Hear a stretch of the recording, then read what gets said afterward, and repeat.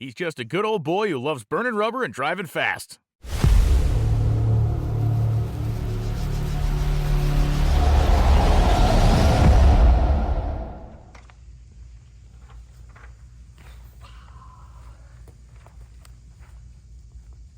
Okay, let's talk about the disqualification. Told y'all this video was coming, and here it is. What I got here is the letter that was sent to me by NHRA, and I think the easiest thing for me to do to really explain all this is to read it. Not gonna read all of it, but I'm gonna read it just to give you the highlights. Gotta have the old cheaters. So, this letter came on October 21, 2023. Dear Mr. Milliken, this letter will formally confirm to you the decision of the National Hot Rod Association regarding the incident that occurred with your Top Fuel dragster entry during the Texas NHRA Fall Nationals held October 12th through the 15th, 2023. It was discovered during round 3 of eliminations that your vehicle had loose ballast which does not meet the rules as stated in section 21 of the 2023 NHRA rulebook. Before I continue, a couple things on this. So, the dates. We raced on Sunday, October 15th. This letter came October 21 at 7:19 a.m. through my email. 0 phone calls, no nothing. 6 days later, email, Saturday morning, October 21, 7:19 a.m. 6 days, people. Okay, here is the rule. And I'm not reading all of this because all of it don't really pertain to our particular situation, but Section 21, General Regulations 4.2, ballast. As permitted in class requirements, any material used for the purpose of adding to the car's total weight must be permanently attached to the car's structure and must not extend in front of or behind the rear of the car's body or above the rear tires. Pay attention. No liquid or loose ballast permitted, i.e. water, sandbags, shot bags, metal weights, etc. Discovery of loose or disguised ballast will result in disqualification from the event regardless of whether infraction occurs during qualifying or eliminations. Additional penalties may be imposed in the sole absolute discretion of NHRA. There you go. That's part of it. The next part of this is weight boxes. 2 maximum made of 1/8 inch material may be constructed to hold small items such as shot bags, lead bars, etc. So I'm going to stop there for one moment. The first part of this rule just told you no liquid or loose ballast, i.e. water, sandbags, shot bags, whatever. And then the very next thing tells you shot bags. So that's a little weird. Where was I at here? Weight boxes made of 1/8 inch material may be constructed to hold small items such as shot bags, lead bar, etc. as long as box and contents do not weigh more than 100 pounds as outlined in class requirements. The box must be securely fastened to the frame or cross member with at least 2 1/2 inch diameter steel bolts. Any liquid other than engine fuel being used located behind front firewall, which really don't apply to us, is considered ballast and prohibited. Then it says, removable weight must be securely mounted to the frame or frame structure by a minimum of 2 1/2 inch diameter steel bolts per 100 pounds, or 1 3/8 inch steel bolt per 5 pounds. All other weight bars, pucks, etc. must use minimum 1/2 inch diameter SAE grade 8 bolts. Hose clamps, wire, strapping tape, duct tape, ties, wraps, etc. for securing weight or ballast is prohibited. So let's back up to this 3/8 bolt thing and the container, which you can have shot bags, which in the first paragraph tells you can't use shot bags. There's some contradictory information in this rule. All right, let's start with, and I'm gonna come grab you guys. The containment that the weight is in must be part of the structure. So, all right, so where does the weight go in a top fuel car? So this tube right here, the front wing bolts here. This piece, which is removable, is where you put weight at. In our case, it was a shot bag, and I can't remember, I think Jesse should be back here in a moment, but I think the shot bag weighed 8 pounds maybe. So we remove this, put the shot bag in here, which according to the rules, where one part tells you can't use shot bags, the other part says you can. So we actually borrowed the lead shot from the Kalita team. That's where we borrowed it from, because we do not normally have weight in the front of our car. So I'm going to back up just a little bit to, I think, Saturday. We were having trouble all weekend at the Dallas National Event with the car carrying the front end. And when I say carrying the front end, I mean popping a wheelie, so to speak, but not necessarily right on the starting line. So the car going down track, the front tires were lifting up from acceleration. The track was so good. Everything was like perfect at Dallas track conditions. The car basically was undrivable, because if the front tires ain't on the ground, gets out of the groove, I have no choice but to shut it off, which happened on Friday night's run. So the first thing we did was we changed fuel tank. Fuel tank is a great way to add ballast. So we put a tank in that's 1 gallon larger, which is essentially 9 more pounds of nitro that we could put in the car. So we did that first on Saturday, I do believe. When Jesse comes back, we'll confirm that. So we changed the fuel tank to add weight. Still having trouble. I think we did it Friday night, now that I think about it, because Saturday it was still doing the same thing. So that made us add the shot bag to the car. We put it in here like it says, and then first round is there, second round is there. We turn on those wind lights, not a problem. We won those rounds. Semifinals, the car shook violently. I pedaled it, and the car whips the front end into the air. And at that point, our shot bag literally slid out the back. You can't really see that, I'm sorry. The fuel tank's a little bit in the way. But there's a plug in the back of this tube that it obviously, the shot bag knocked it out. Somehow or another, that shot bag got out in this. This can give you a little bit idea. It got out in between there. How?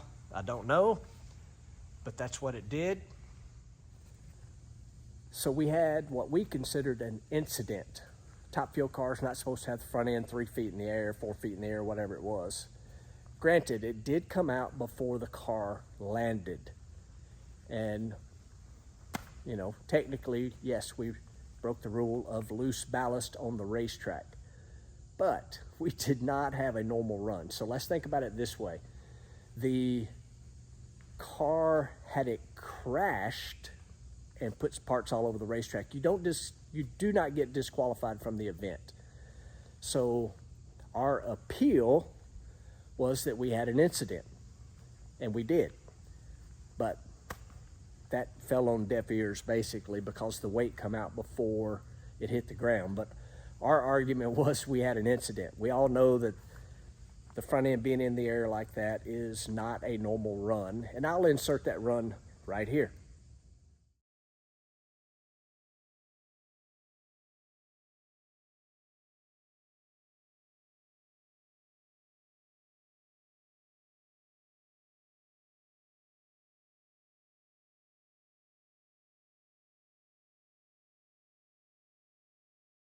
So you saw the run there, shake, pedal, front end into the air, weight come out. And it did. The weight did come out.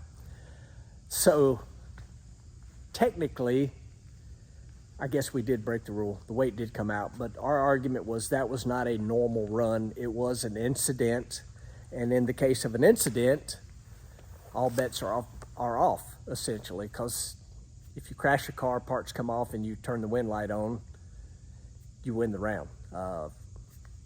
Funny car blows up, body's off. Chances are, all the requirements are not met anymore after it won the round. It won't make weight, doesn't have the right body angles, blah, blah, blah, blah. You can come up with a million scenarios of incidents that you can still win the round. I know what you're thinking. We did not win the round. We did not. But we lost the entire event. In the rule, it says you're out. I get that. But we still felt like we had an incident. It was not a normal run. And top fuel car is not supposed to be 3 or 4 feet in the air. That's all there is to it. But it's kind of really the long and the short of it. We did meet with NHRA in Pomona. And aside from all the run part of it, the shot bag coming out, all those things that happened there, it still should not take 6 days to find out you have been disqualified.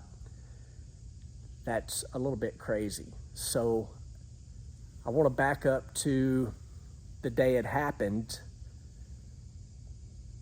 We lose the round, we ruin the race car. The race car is actually at the chassis shop, or I would show it to you, but we bent the car. Car's hurt, so we are immediately in, okay, we got to come back and get the car ready to go, all those sort of things.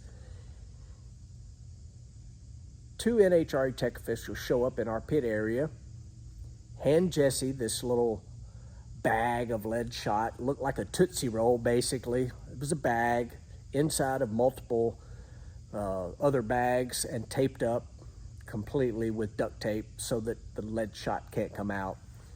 And so they brought it back to us. Hey, did you drop this on the racetrack? Here you go. Didn't think anything of it.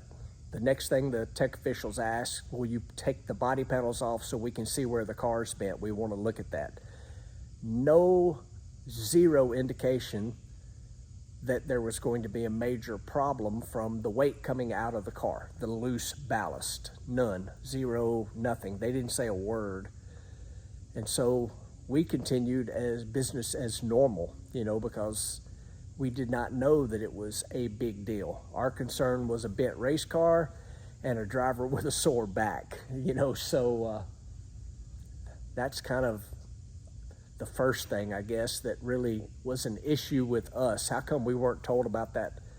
The moment it happened, when they found that shot bag on the racetrack, we feel, I shouldn't say they should have, but we felt if we broke a rule, we should have known right then. Every sanctioning body on the planet will let you know sooner than 6 days that you broke a rule, and you're going to be docked 74 points. And I got to read the rest of that letter, and fined $5,000. And essentially the appeal was, I don't know. We talked about it at Pomona, and that was the end of it. We lost 74 points. Those 74 points ended up knocking us out of the top 10 and cost the race team thousands and thousands of dollars, not just from a top 10 finish, but also from sponsor bonuses. It was a huge hit to this race team. So it's kind of the long and the short of this whole story. Still a little frustrating. I don't know what y'all think about it, but I want to read the rest of that letter. Let me do that right quick. Okay, here's the final part of this letter. It says, as a result of your infraction, you were disqualified from the event. You will receive 0 points from the event, and you will be required to pay a monetary fine of $5,000. The fine must be paid in full prior to your being allowed to participate in any future NHRA events. Any further incidents will result in additional disciplinary action up to and including revoking your competition privileges indefinitely. If you wish to appeal the financial penalty, please consult the 2023 NHRA rulebook for the appeals process. If you wish to pay your monetary fine by check, please make the check payable to NHRA and send to NHRA, blah, blah, blah, blah. So, back to getting this 6 days later on a Saturday, and the chances of me checking my email were just extraordinary that that actually happened. What if there was back-to-back events and we show up and they're like, hey, you owe us $5,000 and you can't participate. You know, we did not get a courtesy phone call. We did not get the courtesy of the NHRA official handing us the shot and telling us, you're in trouble. They didn't tell us none of that. It was 6 days later. And at that point, you know, it hit the internet on Monday. No phone calls, no nothing. So, there's a lot more that was just us talking to them, that sort of thing. None of it really meant anything. The aggravating part for us was it was not a normal top fuel run. It took 6 days to find out about it. And it's in the rule book. There is zero arguing over the points being removed. It's a $5,000 fine. No talking about getting your points back. We all know that a couple following events, there were cars that lost runs and they lost a run. We lost an entire event. It was as if we never even showed up.